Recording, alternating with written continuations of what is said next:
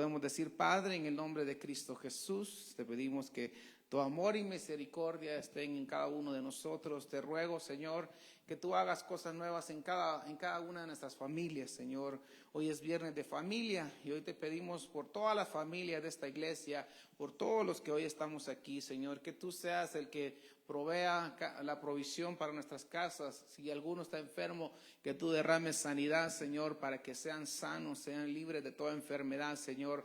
Ayúdanos, Padre, cuando se levantan las tinieblas en contra nuestra, Señor. Ayúdanos, danos fuerzas, Señor, para salir adelante. Danos fuerzas para echar fuera todo aquello que Satanás levanta para destruir tu obra también, Señor. En el nombre de Cristo Jesús, esta noche ponemos en tus manos este servicio, la palabra de hoy, Señor, que sea tu Espíritu Santo el que nos hable y podamos ser edificados, fortalecidos. Amén y amén. Así como está de pie, quiero abrir su Biblia en Jeremías 51:34. Y aquí es la Babilonia destruyendo al pueblo de Israel, y tal y como el Señor se lo había dicho al profeta Jeremías. Jeremías 51:34, nueva traducción viviente, dice: Nabucodonosor, rey de Babilonia, nos devoró, nos aplastó y nos dejó sin fuerza, nos tragó como un gran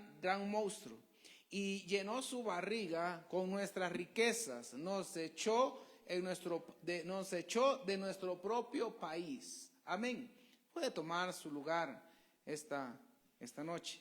Y yo quiero hablar, porque hoy es viernes de familia, y hablamos de esta noche del espíritu de Babilonia que está destruyendo familias aún en este tiempo, porque el Señor, el último misterio que le da a Juan es Babilonia. Y Babilonia aparece en Apocalipsis y es uno de los últimos misterios. Y el Señor nos dice: vean, investiguen qué es Babilonia, qué consecuencias trajo. Y yo quiero hablar de Jeremías 51:34, porque aquí es cuando están los días antes de Daniel. Y Jeremías, a este profeta le dicen el profeta llorón, porque siempre estaba diciéndole al Señor: Señor, ¿por qué a mí me toca decirle estas cosas al pueblo? Y él lloraba delante de la presencia del Señor diciéndole: Padre, ten misericordia, que no vengan estos juicios hacia nuestra nación, que no vengan todo esto que tú me estás diciendo, que no venga. Y el Señor, y Jeremías le decía: ¿por qué a mí? ¿Por qué a mí me toca dar estas profecías? ¿Por qué tantos profetas que han habido y a mí me toca ser un profeta que le tiene que anunciar a Israel que viene la destrucción para ellos? Y el Señor, cada vez que va a tratar con tu vida, con mi vida, siempre nos va a avisar. Cuando estamos descarriados, cuando estamos metidos en problemas serios, cuando estamos desagradando al Señor, Dios siempre nos va a advertir: arrepiéntete, cambia y lleva tu vida a la dirección que yo te estoy diciendo. Y eso es el Espíritu Santo hablándonos. El Señor siempre le advirtió al pueblo de Israel antes de que viniera destrucción. Les decía: dejen de adorar ídolos, dejen de adorar imágenes, dejen de tener otros dioses, dejen de hacer esas cosas, porque si no, viene esto. Y usted puede ver cuántas veces el pueblo de Israel, dice, apartó su corazón de Dios, dice, porque se dedicó a la hechicería, se dedicó a los dioses de otras naciones, se dedicó a la idolatría, se dedicó a tanta inmoralidad y tanta cosa que está registrado en la palabra del Señor. Y el Señor siempre le estaba diciendo: Israel, vuélvete a mí y yo te voy a dar esto y te voy a dar lo otro. Cuando usted mira este tiempo de Jeremías, donde ellos ya tenían Canaán era para que lo disfrutaran. Canaán era para seguir adelante. Canaán era para gozarse, porque ellos venían de un tiempo donde fueron esclavos en Egipto. Y Dios los libertó y Moisés los guió en el desierto. Dios usó a Moisés para guiarlos en el desierto. Del desierto Josué los mete a Canaán. Y ellos ya estaban ahí, ya tenían el templo de Salomón, ya habían pasado los días de Salomón. Ya estaban todas esas cosas. Era para que ellos se mantuvieran firmes adorando a Dios, agradando a Dios. Yo creo que todos los días cometemos más de algún pecado, tú y yo. Todos los días desagradamos a Dios en algo. Pero todos los días podemos acercarnos delante del Señor y decirle: Padre, perdónanos. Algunos nos tendrán problemas como otros, pero dígame usted, el mal carácter es un problema que todos tenemos, por lo menos es un mal común, amén. Y no es un mal que está dedicado a lo sexual, no es un mal que está dedicado a la hechicería, no es un mal que está dedicado a la pornografía, no es un mal que está dedicado a esas cosas, amén. Pero el mal carácter a todos nos pasa cuentas en algún momento, porque cuando no sabemos dominar y no tenemos dominio propio, a todos nos puede pasar algo malo, sobre todo delante de Dios, porque hay quienes que se enojan con Dios. ¿Por qué al otro hermano? ¿Por qué a la otra familia? Porque hoy es de familia, ¿verdad? ¿Por qué a tal familia sí le das esto y a nosotros no? Y un enojo nos puede llevar a perder muchas cosas delante de Dios. Y por eso todos los días debemos decirle: Señor, ¿qué hice mal hoy? ¿Qué he hecho mal hoy? Porque no quiero desagradarte. Amén. Pues este pueblo ya tenía, ¿qué dije? Ya tenía la palabra del Señor, ya tenían sinagogas, ya tenían el templo de Salomón, ya estaban en Canaán, ya habían conquistado Jerusalén, ya estaban en un tiempo para disfrutar, pero Canaán los sacó a ellos de la bendición, de agradar a Dios, porque la bendición no es tener dinero, amén. El dinero es bueno en la bolsa, pero es muy malo en el corazón, amén. Pero estas cosas están pasando y Jeremías es el que está diciendo: viene juicio. Cuando usted lee los primeros capítulos de Jeremías, viene juicio y viene esto. Y arrepiéntanse. Y dice que Jeremías lloraba delante de Dios porque a él estaba tocando decirle al pueblo. El problema está que mucha gente, cuando Dios está hablando, pues muchos no quieren recibir que eso viene de Dios. Y muchos lo primero que hacen es enojarse, molestarse por esto y lo otro. Y empieza ese conflicto en ellos. En vez de decirle: Señor, escuché que el pastor estaba diciendo esto y yo entendí que tal vez era algo que yo podría estar haciendo. Tu palabra me está queriendo decir algo. Y ahí creo que Dios nos hablaría a todos. Amén. Y yo creo que Dios nos hablaría y nos enseñaría a todos con un poco más de delicadeza, porque Dios no va a derramar juicio sin antes avisarnos. Porque Dios primero derrama su gracia y es la que hoy tenemos hoy. Los que van a entrar a la gran tribulación, Dios ya no va a derramar su gracia ahí, pero Dios está avisando hoy que viene un tiempo así, amén. Entonces dice otro verso, la Biblia de las Américas, y dice: me ha devorado y aplastado Nabucodonosor, rey de Babilonia, me ha dejado como vaso vacío, dice, me ha tragado como un monstruo, ha llenado su estómago de mis delicias y me ha expulsado. Entonces, la palabra delicias me llama la atención porque la palabra de delicias significa Edén. Eso significa. Y pues en toda la misión hemos estado hablando de Génesis. Y en el Edén, muchas cosas que pasaron en el Edén. Y este Jeremías está diciendo: me ha llenado su estómago de mis delicias.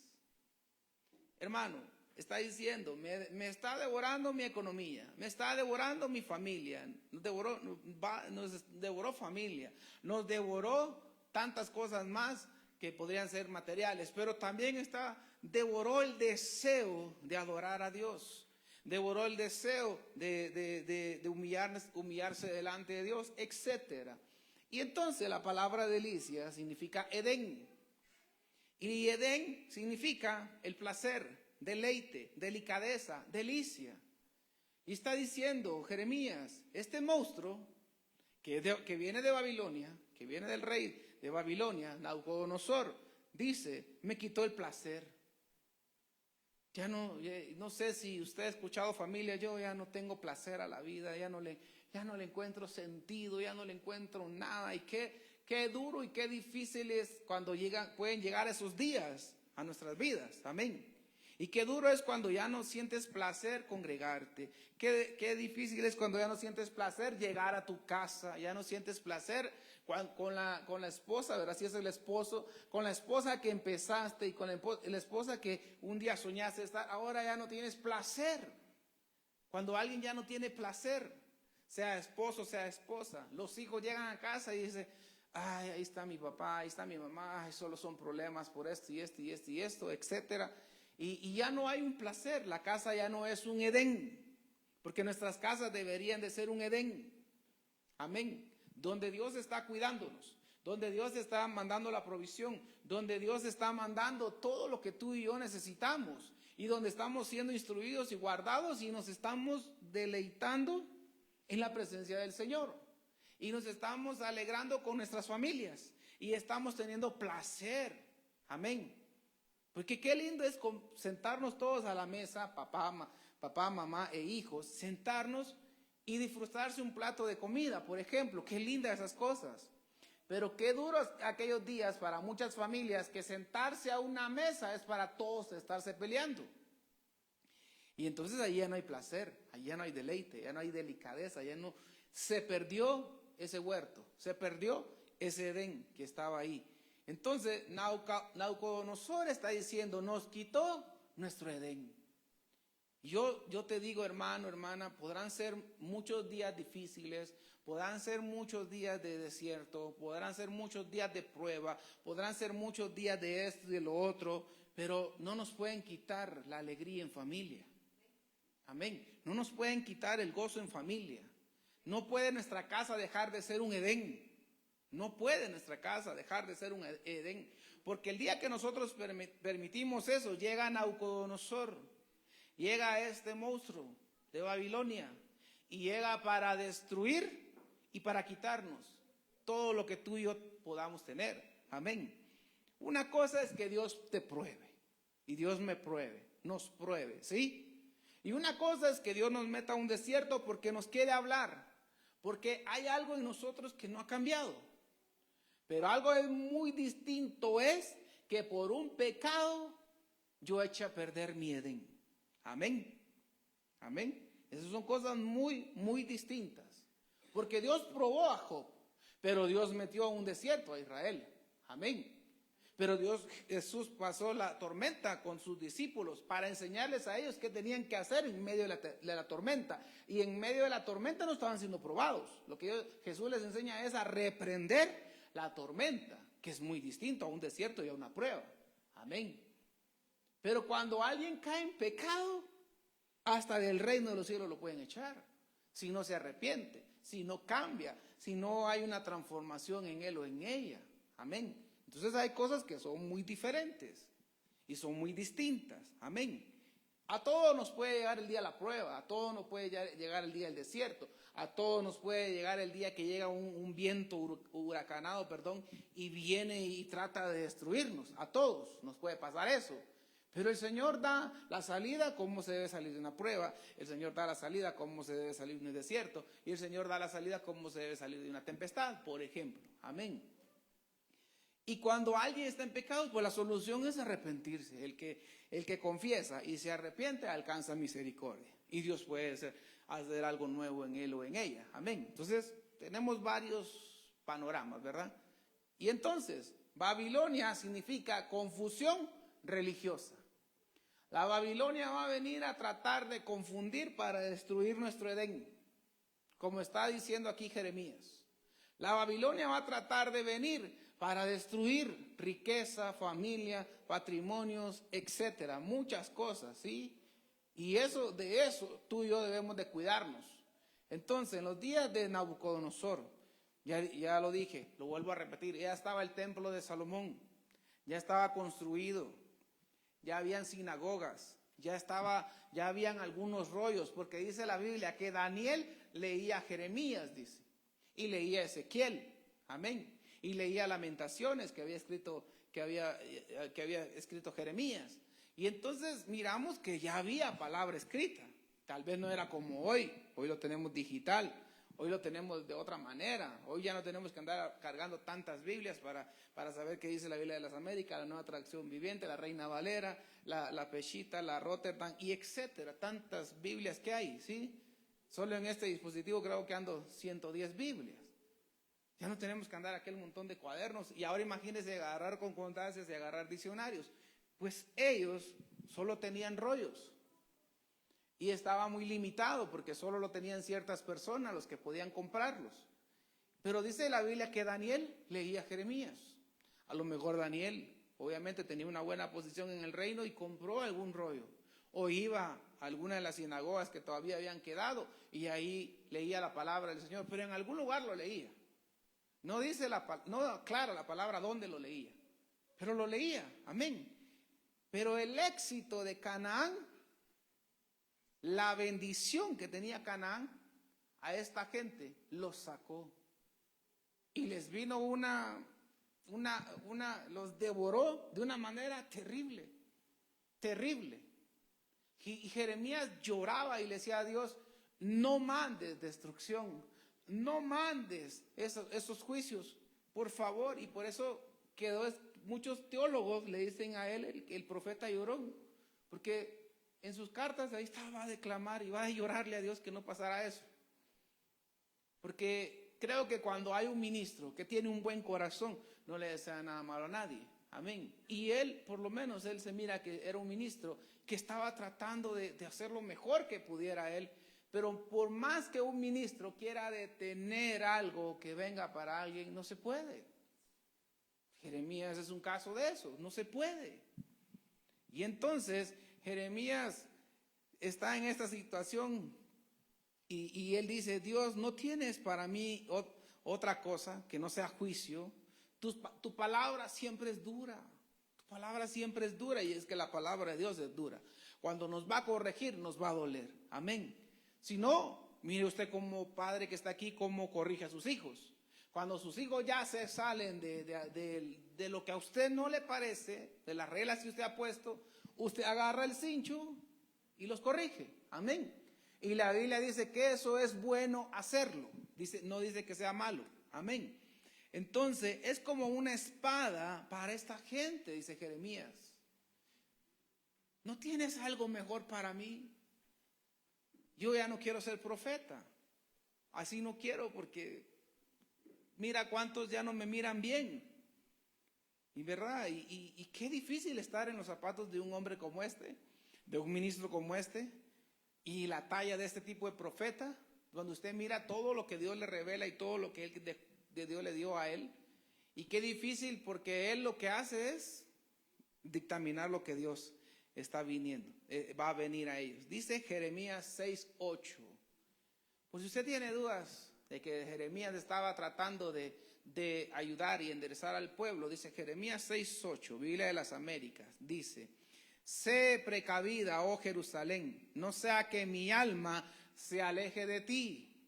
Y entonces Dios está usando a este hombre. No sea que yo te convierta en desolación, en tierra despoblada. Dios les está avisando. No sea que yo te convierta en desolación, en tierra despoblada. Amén. A quienes hablaré y advertiré para que oigan. He aquí, sus oídos están cerrados y no pueden escuchar. He aquí la palabra del Señor les es oprobio. No se deleitan en ella, dice. Y es que cuando muchos, la provisión de Canaán, la abundancia de Canaán, los saca a ellos del orden de Dios, aquí empiezan conflictos, como está diciendo aquí. Qué terrible, qué duro seguir viendo lo que está viviendo este país que está en América del Sur. Qué terrible ese terremoto, cómo los arrasó. Le dicen doblete a ese tipo de terremoto porque apenas 30 segundos viendo a ver cómo se paraban cuando empieza uno peor que el anterior. Son cosas que no se miran, no se ven normalmente. Pero cuando usted mira los terremotos, son juicios. Amén. Cuando usted mira el gran terremoto que está escrito en Apocalipsis, dice que toda la tierra temblará, todos los países, no habrá ni uno que no tiemble, todos al mismo tiempo. ¿Por qué? Porque está cayendo la ira de Jehová, dice. Dice que cada vez que usted mira un terremoto no es por algo bueno, no es porque Dios está celebrando, no, son juicios que Dios derrama a ciertos lugares. Yo de verdad le digo, hermano, sigamos orando por ellos, amén. Pero aún en medio de lo que ellos están viviendo, miramos brujos entregando sus santos, católicos entregando sus santos y convirtiéndose a Jesucristo. Eso necesitaban muchos de ellos. Otros esa noche, ese día, esa tarde murieron. Pero Dios siempre, siempre, siempre nos avisa antes de que ocurran cosas. Y yo te digo, hermano, si Dios nos está avisando, si tú sientes que Dios te está avisando en algo, corrijámoslo, corrígelo, amén. Porque lo que Dios quiere no es derramar un juicio, es derramar bendición. Pero cuando volvemos a los días de Babilonia, y cuando volvemos a los días que Babilonia llegó a arrasar a todas las familias, porque el punto aquí es familia, amén. Y llegó a arrasar a todas las familias. Si no, pregúntese dónde estaba el papá y la mamá de Daniel. Dice que era un joven, pero no mencionan a sus padres. Pareciera que era huérfano, pareciera que se había quedado sin ellos, porque Nabucodonosor agarró esclavos, muchos de ellos, pero a muchos los mató. A muchos los cortaron de esta tierra. Y lo puedes leer en Jeremías. Y ahí en todo, ¿desde qué libro empiezan esas cosas? Creo que desde Nehemías, creo que empieza y empieza cortando todo eso. Pero ahí los puede ver toda la devastación, por lo menos creo que sería de Crónicas. Después de Crónicas empiezan a narrar cómo era lo que iba a venir. Y Jeremías está diciendo lo que va a venir. Pero a veces no se le quiere escuchar a Dios. Ni tú ni yo le queremos escuchar a Dios. Por ejemplo, el tiempo de tribulación que está por venir, ¿cuántos años, cuántas décadas van ya? ¿Sí? Y ya van 2 milenios que se está hablando de que ese día va a venir. Y tú y yo estamos a punto de verlo. Amén. Entonces, Dios siempre advierte de lo que está por venir. Babilonia hoy en día también nos habla de una confusión religiosa. También nos habla cómo este dragón nos puede venir a tragar nuestro Edén, nuestra familia entera. Nos puede quitar todo, amén. El enemigo va a querer devorar tu familia, tu Edén, va a querer devorarlo. Está en ti y en mí permitir que eso suceda. Yo no sé si tú sabes la vida de tus padres, la vida que ellos llevaron antes, la vida que los abuelos llevaron antes, los bisabuelos llevaron antes, los tatarabuelos llevaron antes. Yo no sé si tú alcanzaste a ver a alguno de ellos, por lo menos bisabuelos, alcanzaste a ver a alguno de ellos. Pero yo te digo, todos ellos en algún momento pudieron haber desagradado a Dios y eso se convirtió en iniquidad. Y eso va sobre ti y va sobre mí. Y va sobre nuestra familia. Y nosotros debemos de levantarnos y decirle, Señor, solo tú puedes cortar toda maldición. Tú no sabes si alguno de ellos fueron a buscar brujos o ellos fueron brujos. Algunos me dirán, sí, pastor, viera que yo tengo familia, mi papá, mi abuelo, etcétera, bisabuelo, se dedicó a esas cosas. Ahí hay un ancestro que hay que cortar para que no venga este espíritu de Nabucodonosor, este monstruo que está reflejado aquí, que está señalando a la Babilonia, que la palabra dice, en los tiempos finales volverá a venir ese espíritu para destruir y quitar la paz en las familias. Y muchas veces se mete por la genética, muchas veces se mete porque nosotros abrimos puertas, muchas veces se mete porque alguien en la familia abrió una puerta. Y Dios solo quiere derramar bendición, hermanos, de verdad. No quiero ser un Jeremías de esta generación, pero algo que sí tengo que decirte es, hermano, si no peleamos y cortamos los ancestros que vienen detrás de nosotros, tú no sabes, hay padres que nunca dejaron hijos regados, Hay padres que no, ¿verdad? Porque normalmente el varón es el que más deja hijos regados, porque la mujer no puede dejar hijos regados. Pero hay familias que no, su abuelo fue así, y no vaya a ser que el varón de esa casa esté igual. ¿Y por qué? Porque nadie se ha levantado a destruir ese ancestro que está ahí.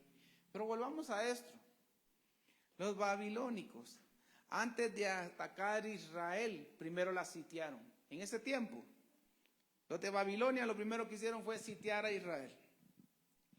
Y como Dios diciendo, por 18 meses está escrito que estuvieron los babilonios y rodearon, si esto fuera Israel, dice que rodearon todo Israel por 18 meses. Por 18 meses no los dejaron comerciar, por 18 meses no dejaron que entraran productos de afuera, y solo lo que ellos tenían adentro, ¿verdad? En el país de ellos podían comer. Y solo lo que estaba ahí adentro ellos podían usar. Pero en 18 meses se acaba. Si aquí no cierran este país, ¿cuánto tiempo duraríamos con lo que este país produce? Ah, no, pastor, aquí producimos lechuga, aquí producimos esto, aquí producimos lo otro. No, pastor, no nos pasa nada. Momento. ¿Los fertilizantes aquí los hacen? ¿Ah? Hay productos que usan para la tierra que no vienen de acá. Por ejemplo, el combustible para mover toda la maquinaria que se necesita para los cultivos. No, hermano, aquí le apuesto que duramos 6 meses, por mucho. Y después se van a andar comiendo unos con otros. Yo no, pues, pero se van a andar comiendo unos con otros. Porque no, por el exceso de población que hoy tenemos, no duraríamos mucho tiempo. Pues algo así les estaba pasando a ellos. Pero 18 meses Dios les estuvo advirtiendo lo que venía a través de Jeremías. Pero ninguno hizo caso. Jeremías dice, ustedes tienen los oídos, y los ojos también, ¿verdad? Cegados.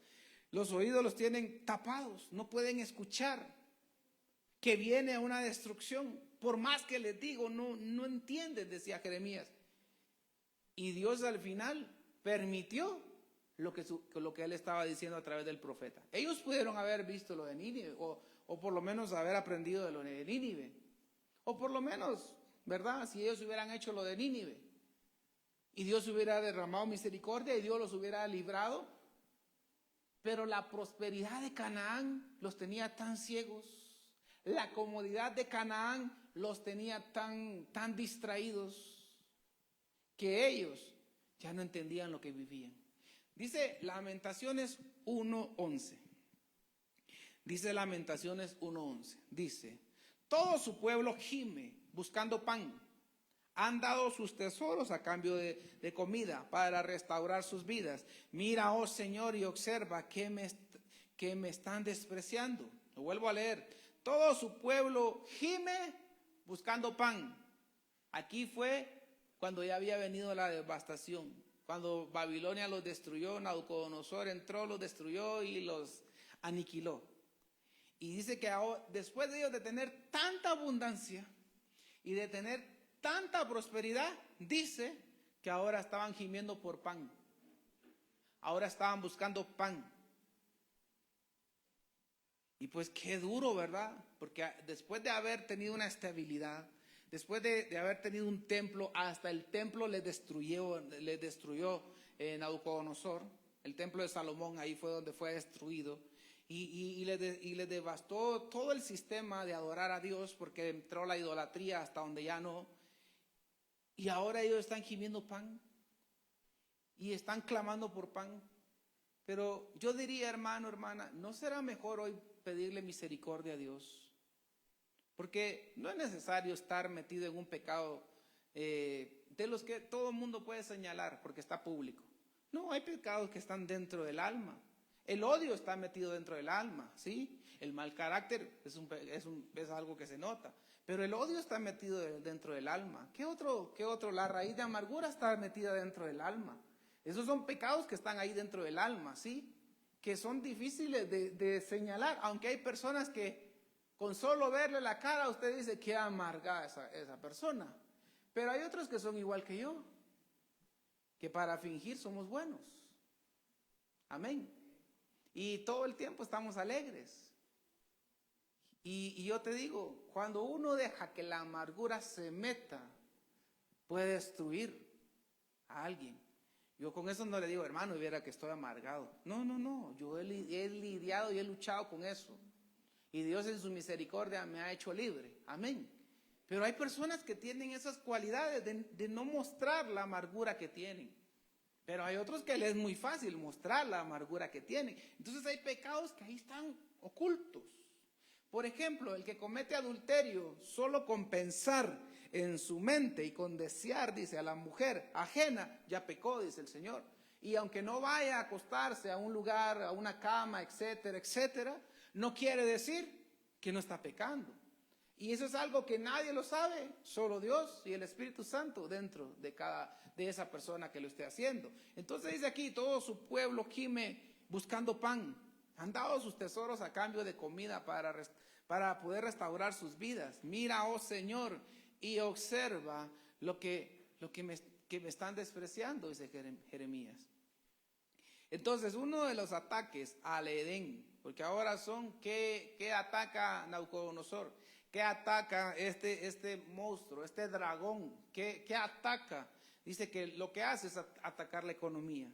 Nabucodonosor les atacó la economía, los sitió, los cerró. Israel no quiso clamar, Israel no se le ve clamando a Dios cuando Nabucodonosor hace eso, y ahí los derribó y empieza atacándolos con su economía.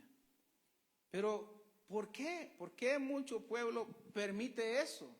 Una cosa es que Dios te esté probando, amén, y otra cosa es que Dios te pueda meter a un desierto. Pero otra cosa es muy distinta, es que alguien abra una puerta a lo malo, al pecado. Esas son cosas muy, muy distintas. Amén. Porque si es el desierto, Dios va contigo, aunque ande en valle de sombra y de muerte, dice la palabra, no temeré mal alguno, ¿verdad? Porque Él va a ir con nosotros, aún en el desierto. Si es una prueba, Dios también va con nosotros en la prueba. Amén. Y si es en la tempestad, ahí estaba Jesús en la barca. Y despertaron a Jesús y Jesús les enseñó qué hacer. Amén. Pero cuando alguien abre una puerta al pecado, como estamos viendo aquí, que el pueblo de Israel está abriendo la puerta al pecado y no hubo manera de detenerlo, por más que Jeremías lloraba, por más que Jeremías clamaba, no hubo manera de detener eso. Y entonces viene este dragón y ataca la economía de la familia, ¿sí? Y ahí es donde mucha gente ya no sabe ni qué hacer, empiezan a gastar y gastan mucho más de lo que ellos pueden pagar y ya no oyen a Dios, ya no miran nada, se están cegados. Llegó el devorador a destruirlos. ¿Por qué? Pues habría que ver qué puerta pudo haber abierto esa familia para que entrara un devorador de este estilo, porque esos son devoradores, amén. Entonces, hay familias que no ganan mucho, no tienen mucho, ¿verdad? Pero andan el último teléfono, ¿verdad? Sea de la marca que sea, y no saben ni cómo lo van a pagar. Pero esas son vanidades, porque si a alguien no le alcanza, lo mejor es comprar lo que a uno le alcanza. Amén. O tienen tarjetas de crédito, yo pago. Y hermano, al fin de mes hay que pagar, ¿verdad que sí? Porque si no, te van a cobrar morosidad. Hay quienes que le prestan a unos que saben que son de un país por ahí, ¿verdad? Y esos a fin de mes no van a estar alegres cuando tú no le pagues. Amén. Pero a veces se entran a estos problemas porque se abrió puertas para que entrara el devorador y entrara este monstruo que dice que viene de Babilonia para destruir la economía. Amén. Prosperidad no es una bodega llena de comida, hermano, ¿sí? O de ropa, donde ya no les cabe la ropa a las mujeres, a los varones, ya no cabe la ropa, ya no hayan ni qué hacer, tienen una prenda para cada día del año, qué bueno. Si alguien Dios lo abundó de esa manera y está en una solvencia, qué bueno. No es criticar la abundancia que él o ella tenga, no. Pero hay quienes que no tienen y cuando no tienen, le llaman prosperidad al tener un cuarto lleno de comida, al tener un cuarto lleno de ropa, y eso no es la prosperidad. Prosperidad es que no nos falte. Amén. Eso es prosperidad, que no nos falte. Si no, veamos para al sur, allá en América del Sur, y lo que pasó en ese lugar. Muchos en un segundo, un minuto que duró todo ese desastre que ocasionó ahí, se quedaron sin nada, sin familia, sin casa, sin ropa, sin comida y sin los artículos de la casa. Hay familias que así les pasó. Terrible, ¿verdad? Pero prosperidad es disfrutarnos lo que Dios nos da. Que nadie nos quite la alegría de estar en Dios. Amén. Pero Edén es un deleite en la economía. Adán no trabajaba en Edén.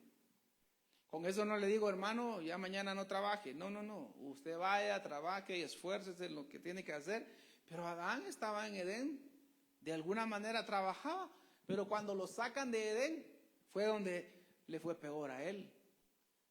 Dice que Dios le dijo, vas a la tierra, cuando la siembres, en vez de darte fruto bueno, te va a producir espinos.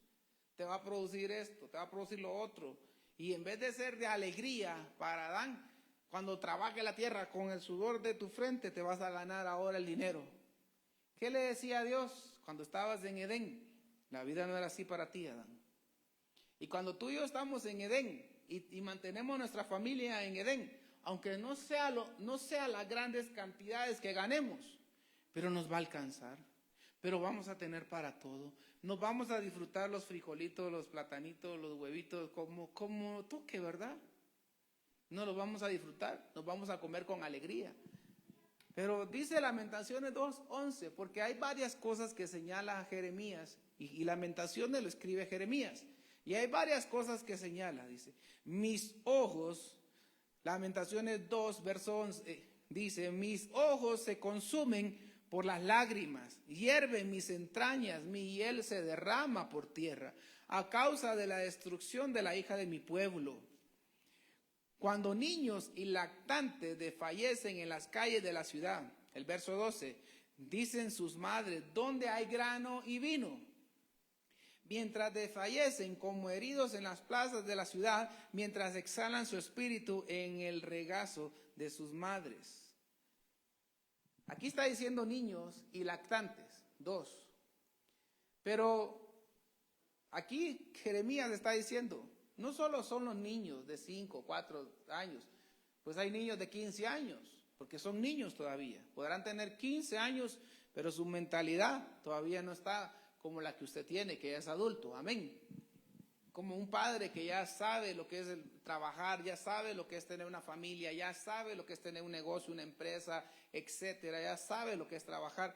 Un niño de 15 años, muchos de ellos, a pesar que algunos de esas edades ya trabajan, muchos de ellos no están así. Pero una de las cosas que hace Babilonia es volver a Aragán a los hijos, volverlos haraganes. Porque aquí está diciendo el verso 12, dicen a sus madres, ¿dónde hay grano para comer? ¿Dónde hay grano y vino? Pues un niño de 2 años no va a tomar vino. Amén. Un niño de 8 años todavía yo diría que no toma vino. Pero un niño de 12 ya podría tomar vino. En algunos ya toman de esas edades. Entonces aquí está hablando de una edad donde ya no es un niño, tan niño, sino que adolescente. Y está diciendo, este espíritu, este dragón que viene a destruir, les quita los deseos de trabajar a los adolescentes. Digo niños, como está diciendo aquí, porque son niños en su manera de pensar. Pero yo digo, hermano, usted no ha visto muchas familias donde los niños no arreglan su cuarto, por lo menos pues. No los ponen a limpiar, no, porque se me va. El varón no tiene que hacer nada, dicen las mamás muchas veces, ¿verdad? El varón no es para esas tareas. Y ahora solo las niñas, pero hay casos donde ni las hijas, ni las niñas arreglan y ayudan en la limpieza de la casa. Y es un daño tan terrible que muchas familias le pueden estar haciendo a sus hijos. Yo entiendo, si hay quien ayude en casa, qué bueno, pero siempre asignarles tarea a los hijos. No, aquí hay quien ayude, pero ese relajo es tuyo. Y eso lo vas a arreglar tú y lo vas a componer tú. Enseñémosles, amén.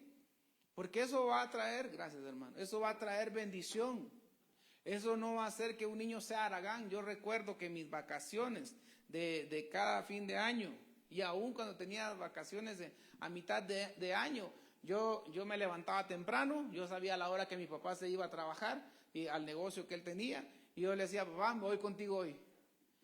Y allá me estaba en el negocio, hermano.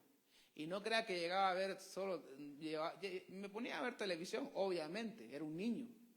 Pero allá estaba yo ayudándole a empacar ciertas cosas. Allá estaba yo ayudándole, si era de librear algo, por ellos tenían una panadería. Si era de librear algo, le ponía a librear. Si era de hacer pasteles, allá me iba a ver todo embarrado usted. Ahí tengo fotos donde estoy en los brazos de mi papá y todo lleno de harina. Y porque esa era la manera en la que trabajábamos. Pero nunca fui un niño aragán. Y gracias a Dios mis papás nunca me dijeron, no, amigo, allá hay quien trabaje. Usted se queda en la casa. Ahí haraganeando todo el día. Usted ahí tiene que estar, no. ¿Te vas a ir conmigo? Va. Y me iba con él todo el día. Y en la noche a la iglesia. No le decía yo, ay no papá, ya trabajé todo el día. No, a la iglesia no quiero ir. No, a la iglesia. ¿Sí? Pero muchos no les quieren enseñar eso a sus hijos. Entiendo que muchos tienen la bendición de quien ayuda en casa, entiendo que muchos tienen esa bendición, pero las bendiciones de Canaán no nos pueden hacer que no les enseñemos a los hijos. Porque las bendiciones de Canaán les causó muchos problemas. En vez de bendición, le causó problemas. Dios quiere meternos a ti, a mí en Canaán, y quiere que estemos en Canaán. Amén. Pero que Canaán no sea de destrucción para nosotros. Que Canaán no venga a destruir nuestras familias. Porque esos ya tenían esa estabilidad en Canaán. Y qué bendición. Pero vino este monstruo de Nabucodonosor y todo ese monstruo, ese espíritu que trae Babilonia, y les causó unos daños terribles, horribles. Y entonces a estos niños no les enseñaron a trabajar. A otros no les enseñan ni la palabra. Yo estoy hablando de los de Israel, no de su casa. Amén. Jueces 2:10, porque como ya me quedo viendo algo raro, no, pastor, ¿cómo así? Que yo no le enseño a mis hijos la palabra del Señor. Jueces 2:10, vamos a ver Jueces 2:10. Porque estamos hablando de las generaciones de Israel, ¿sí? Se levantó una nueva generación después de que Josué había muerto. Y Josué, el gran conquistador, juntamente con Caleb de Canaán. No fue ni Moisés que conquistó Canaán, fue Josué y Caleb que conquistaron Canaán, ¿sí? Pero cuando él muere, dice que se levantó una generación que no conocía al Señor. La prosperidad de Canaán les cambió el corazón. Amén. Se levantó una generación que no conocía al Señor. Y dice aquí que la prosperidad de Canaán les cambió el corazón. ¿Estás en tu Canaán, hermano, hermana? No conteste. Tal vez ya vas a salir del desierto y vas para Canaán. Amén. Pero que la prosperidad de Canaán no te cambie el corazón. Porque ¿qué va a pasar con eso? Dice que los padres que ya están en Canaán, como ya está la abundancia, como ya está la prosperidad, ya está la estabilidad, papá, y los niños tal vez, quiero ir a la iglesia. No, hoy no vamos a ir a la iglesia. Hoy vamos a ir a hacer esta actividad. Hoy vamos a ir a hacer esta otra actividad.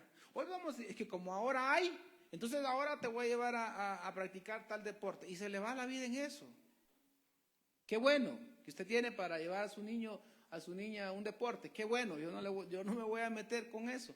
Pero el tiempo de Dios, por lo menos en mi casa, allá con mis padres, nunca fue negociable. No, hoy hay culto y vamos a la iglesia. No, papá, pero mira, no dije, vamos a la iglesia. Y así era martes, viernes, domingo y diferentes actividades que tocaba que hacer en la iglesia donde estábamos. Cuando mi papá es pastor, no se puso todo flojo, no, aquí vamos. Y la gran iglesia con la que comenzamos solo éramos 6, nosotros 5 y una persona que prestó su casa. Y esa era la gran congregación que íbamos a empezar en ese entonces, en el año 95. Lo recuerdo muy bien ese día. Y nunca dijimos, no, es que como no viene gente, no voy. No, papá, cuando ya tengas unos 100 miembros, me apunto. Ahí voy a estar. No, así empezamos. Y Dios ha sido muy bueno allá con él en Honduras. Amén. Pero se levantó una generación que no conocía al Señor. La prosperidad de Canaán les cambió el corazón. Entonces ese dragón llega para devorar la familia. Llega para devorar nuestro Edén. Llega para devorar el lugar seguro. Llega para todo lo que Dios nos había dado, quitarlo. ¿Pero por qué? Porque la prosperidad de Canaán, lo vuelvo a decir, porque eso lo dice la palabra de Dios, no lo estoy diciendo yo no me lo estoy inventando, yo solo estoy leyendo Biblia. Jueces 2:10. La prosperidad de Canaán les cambió el corazón. Y entonces viene esto en el tiempo de Jeremías. Y viene esto, y en Lamentaciones sigue diciendo todas las cosas que empezaron a padecer ellos en la economía. Los hijos, en vez de estar formados para trabajar y para tener la palabra del Señor en ellos y para ser jóvenes y luego adultos de bendición, decían, ¿dónde está la comida para nosotros? Y le digo, hermano, de verdad, usted me diría, algunos de ustedes me dirán lo mismo, no, a mí nuestros padres igual nos ponían a trabajar. Qué bueno, eso es bueno, eso no es malo, eso no es explotación infantil. Una cosa es eso y otra cosa es uno enseñarle a un niño a trabajar, cómo es que él va a ser más adelante y prosperar. Amén. Y lo mismo en la iglesia, tenemos que venir a enseñarles para que el día que usted no esté y que yo no esté, ellos no se aparten. Amén. Ellos no se aparten nunca. Y dice Lamentaciones, sí, Lamentaciones también tenían ellos. Lamentaciones 2:16.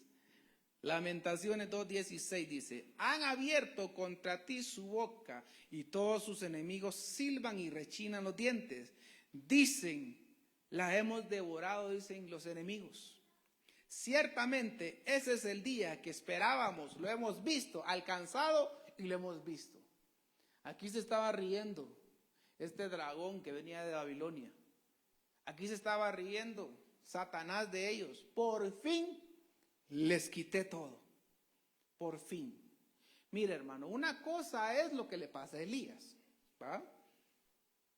Dice que Dios movía a Elías para diferentes lugares. Y llegó al arroyo de Querit. Y cuando estaba en el arroyo de Querit, dice que los cuervos lo alimentaban. Pero llegó el día que se secó el arroyo. ¿Sí? ¿Pero fue culpa de Elías? No. Porque Elías nunca le dijo, ay Señor, ya me aburrí estar en este arroyo. Solo cuervos me mandas tú para comer pan y carne. Ay no Señor, ya no quiero estar aquí. ¿Sabes qué? Cuando tú seques este arroyo, yo me voy de aquí. No, él nunca le pidió eso a Dios, pero Dios sí hizo que el arroyo se secara. Y cuando se secó el arroyo, Dios lo movió a otro lugar. Elías, tú tienes que seguir trabajando. Amén. Entonces, hay cosas que nosotros las podemos provocar, pero hay cosas que Dios las provoca. Amén.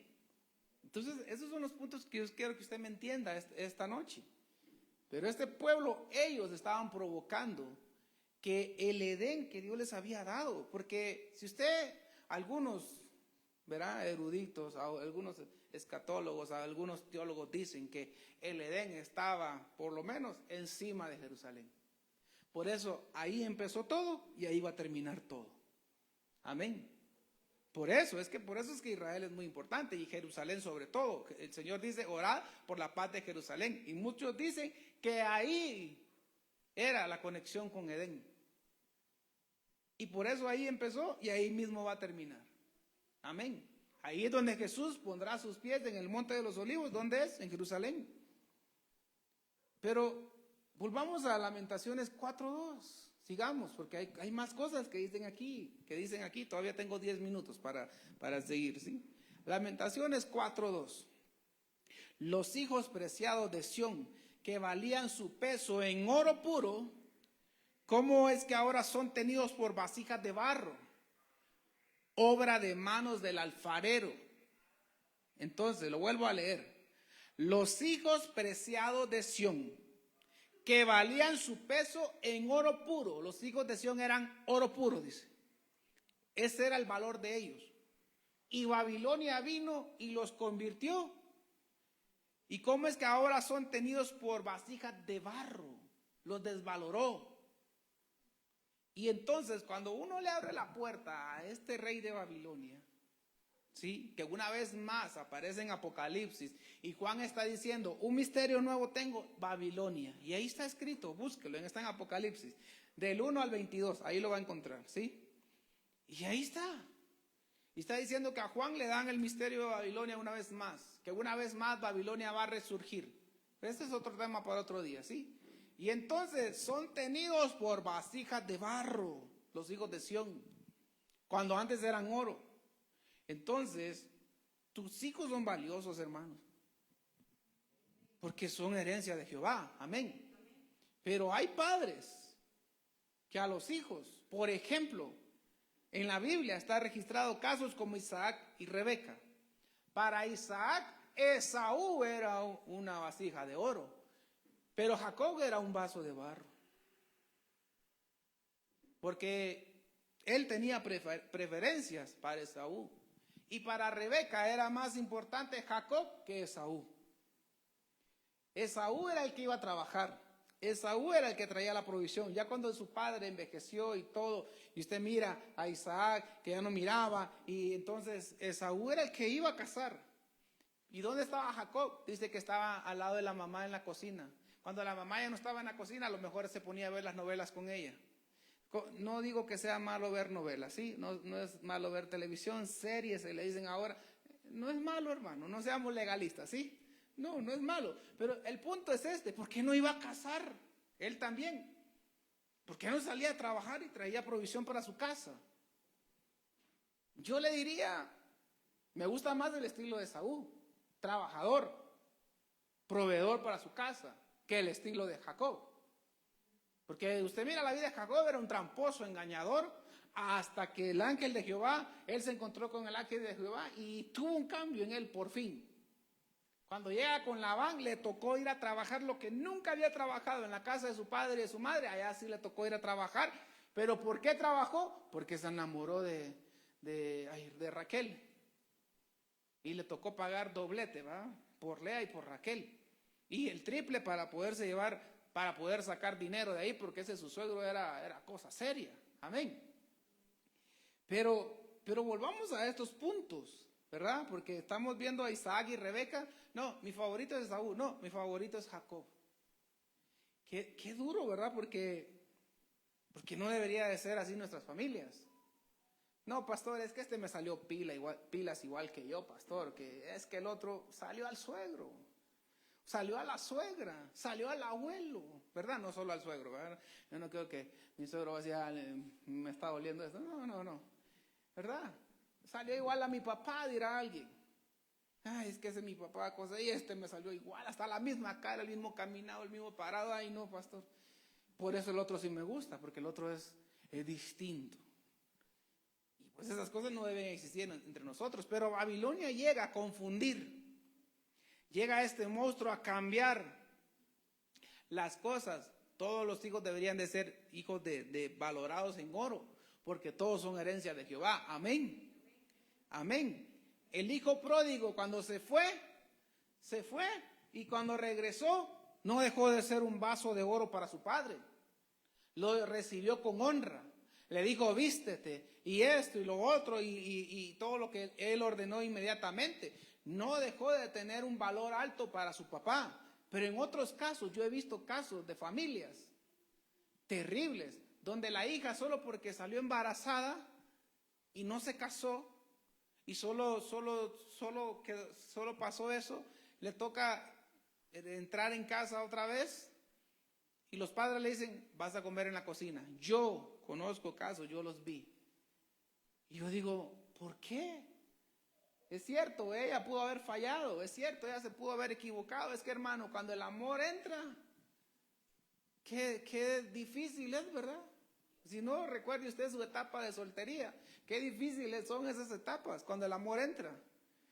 Y ahí es donde hay que instruir a los jóvenes y decirles, fíjense bien qué están haciendo, para dónde quieren caminar, porque después pasan estas cosas. Y después pues no vayan a venir todos amargados, todos frustrados, etcétera, etcétera, etcétera.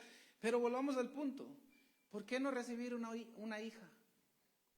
Si el que viene ahora ahí es un nieto, es una nieta. Después de 9 meses, ahí andan felices los abuelos, pero a la hija la están haciendo trizas. ¿Por qué? O sea, ¿por qué debería de haber esas maldades en nuestros corazones? O en la maldad de un padre, una madre de esa manera. ¿Por qué? Y usted conocerá muchos casos que así les ha ocurrido a algún familiar, a algún vecino, amigo, etcétera, ¿sí? Entonces, los hijos de Elí y Ofni, Ofni y Fines, nunca su padre los quiso corregir. ¿Sabes qué, hermano, hermana? Tú tienes hijos, corrige. Pastores, que viera las caras que me hacen, no importa. Más fea va a ser la que te va a tocar después recibir por una mala noticia. Más feo va a ser cuando un hijo se sale a beber y anda emborrachándose y que tú lo vayas a traer en una ambulancia. Más feo van a ser esas cosas. Es mejor corregir, enseñar para que nunca pasen esos días. Lo que pasa es que muchos padres piensan que los hijos nunca van a crecer. Muchos padres piensan que los hijos nunca van a llegar a la adolescencia. Muchos padres piensan que los hijos nunca van a llegar a una edad adulta. Y los hijos sí llegan a esas edades. Y el problema está que muchos no le ponen atención. Elí nunca los quiso corregir. Y eso pareciera que no eran de valor para él. Porque la Biblia dice que el padre corrige a sus hijos. Amén. Igual la madre, pues padre y madre corrigen a sus hijos. Amén. Pero aquel que no corrige a sus hijos da a entender como que no los quiere. No, es que yo los sobreprotejo. No. Eso da a entender que usted no los ama, no los quiere. ¿Sabe usted que están haciendo los pecados? ¿Sabe usted que están haciendo los berrinches? Si son niños pequeños. No, es que me da pesar no corregirlo. Me da pesar no pegarle. Es que no se trata que usted los vaya a maltratar. Amén. No se trata, si alguno, pastor, pero yo no estoy viviendo así, pero lo subimos a las redes sociales para que sea de bendición a otras familias también. Amén. Y alguien me dirá, pastor, yo no digo eso. Qué bueno, hermano, y nunca lo vaya a hacer. Nunca vayamos a ir por ese camino. Pero siempre habrá algo que corregirle a un hijo o una hija. Siempre habrá algo. Por ejemplo, recuerdo mis días de juventud, de soltería sobre todo. Y había alguien que a mi mamá no le gustaba. Y mi mamá, a mí no me gusta esa persona para vos, esa mujer no me gusta para vos. Y yo le decía, ¿acaso que vos te vas a casar con ella? Pues le decía yo. Porque para respondones somos buenos, ¿verdad que sí? ¿Y acaso que vos sos la que vas a vivir con ella? Pues le decía yo. Pues sí, por eso, mijo, porque yo no soy la que va a vivir con ella, sos vos, me decía. Y después vos vas a estar sufriendo. Y tenía razón, hermano. No es mi esposa, le aclaro, ¿sí? Y tenía razón. Después Dios me sacó de eso y me dio a mi esposa. Yo le digo, Señor, gracias, porque qué tanta razón tenía mi mamá por muchas cosas que después pasaron con esa persona. Yo digo, Señor, qué tanta razón tienen los padres muchas veces, pero cuando estamos cegados, ahí es donde hay que quitarle la ceguera a un hijo o una hija. Ahí es donde hay que ayudarle, ahí es donde hay que orar, ahí es donde hay que clamar, ¿sí? El último punto, Lamentaciones 5:12. Los príncipes, fueron colgados de sus manos. Eso tiene una explicación, pero el punto que me gustó fue, los rostros de los ancianos no fueron respetados. Eso trajo este espíritu de Babilonia para destruir esta familia. No honraron a los ancianos. ¿Qué habla eso? De sabiduría. ¿Qué habla eso? Que nosotros debemos de escuchar a la gente que ha vivido más que nosotros en algunas cosas. Amén. Siempre y cuando el testimonio de ellos sea el correcto. Porque hay gente que entre más ha vivido en esta tierra, ya van tal vez por la 6ª grada, ¿verdad? La 6ª, ya van para la 7ª. Y el comportamiento de ellos, terrible. No hay sabiduría en ellos. No hay una manera correcta de vivir. ¿Cómo le podríamos tomar un consejo? Sería algo muy lógico, ¿verdad?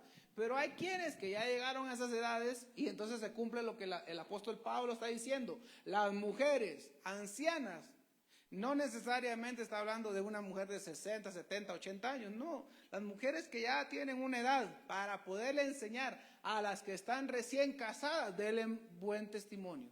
Enséñenles bien. Enséñenle, y el apóstol Pablo empieza a dar un montón de líneas Pero dice que este espíritu hace a un lado la sabiduría. Pues la sabiduría viene de Dios. Amén. Y la sabiduría aquí. Tu pastor, tu pastora, sabiduría para ayudarte en tu casa. Amén. ¿Hay alguien más que te puede ayudar? Un líder de la iglesia que dé buen testimonio, puede darte un buen consejo. Pero dice que esos ya no quisieron escuchar nada de eso. Esos ya no quisieron honrar padre y madre. Ya no quisieron escuchar a los padres. Pues se repitió lo de Jueces 2:10. Una generación que nació y ya no sabía nada de Jesús. Ya no sabía nada del Padre, el Hijo y el Espíritu Santo. Ya no sabía nada del Dios de Israel. Ya no sabía que el Dios de Israel, Jehová Dios, los había sacado de Egipto. Ya no sabían nada de eso. Esa generación no les enseñó nada. Ahora imagínate qué generación produjeron ellos. Una generación de adultos que ya no fueron sabios. Y entonces aquí dice que estos jóvenes despreciaron los rostros de los ancianos, no fueron respetados. ¿Tú quieres que tu hijo te respete? Que tu hija te respete. Primero respeta tú a Jesucristo, porque de ahí vienen las jerarquías. Amén. Amén. Eso. Respeta tú a Jesucristo, padre de familia, sujétate a Jesús, padre y madre, sujétate a Jesús. Después siguen las coberturas, un pastor. Después, si tienes un líder, trabajas en algún área de la iglesia, ahí está también otro líder donde tienes que sujetarse. Y entonces tu casa será una casa que va a entrar en sujeción. Pero cuando no se reconoce la sabiduría, ahí hay un problema serio. Y va a destruir el Edén que hay en nuestras casas. Amén. Quiere ponerse de pie. Quiere ponerse de pie porque Satanás vino para matar, robar y destruir. Y este espíritu que sale de Babilonia viene para destruir. Este espíritu que sale de Babilonia viene para atacar familias, para destruir. Está representado en Jeremías, en Lamentaciones. Y después puede seguir el libro de Daniel, todas las secuelas. Y después Esdras, Nehemías. Y ahí están las secuelas que dejó este espíritu. Y dijo el Señor, al final de los días, otra vez más, este espíritu de Babilonia, este dragón, este monstruo de Babilonia va a venir y va a destruir familias. Mi deseo es que tu familia no sea destruida. Amén. Que nuestras familias no sean destruidas. Que nuestras familias sea un Edén. Que hasta el día que Dios venga y nos lleve, sea que nos toque morir, o sea que nos toque irnos en el arrebatamiento, nuestras familias sean estables. Porque primero que nada tú y yo aprendimos a ser estables en Dios, pero con eso no te digo que no va a venir el desierto. Con esto no te digo que va a venir la prueba. Con eso no te digo que va a venir una tempestad. No. Todo eso va a ser necesario para Dios hablarnos y que podamos mantenernos aún más firmes. Amén. Pero no abrir la puerta al pecado. No abrir la puerta para que entre este espíritu y nos quite nuestro Edén. Amén. Padre, en el nombre de Cristo Jesús, esta noche te pedimos que tú tengas misericordia de cada una de nuestras familias, que tú nos ayudes a hacer las cosas lo mejor que podemos, Padre, para que este espíritu de Babilonia que viene a destruir no entre a nuestras casas y no nos quite nuestro Edén, Señor. No nos quite la alegría, el gozo, el placer, el deleite de la familia, Padre. En el nombre de Jesús podríamos estar pasando etapas difíciles, desiertos, en pruebas, pero tú has prometido que en medio del valle, de la sombra y de la muerte, tú estarás con cada uno de nosotros, Padre. En el nombre de Cristo Jesús, yo te ruego que tú tengas misericordia de nuestras vidas, Señor. Te ruego que tú nos lleves con bendición hacia nuestras casas, Señor. Y que tú nos guardes y que el día domingo que estemos aquí, Señor, sea para alabarte, para glorificarte, Señor. El domingo que venimos a ayunar, Señor, delante tuyo, Señor, sea para rendirnos delante de ti y sea también para clamar por otros, Padre. En el nombre de Cristo Jesús, gracias, amén y amén. Dele un fuerte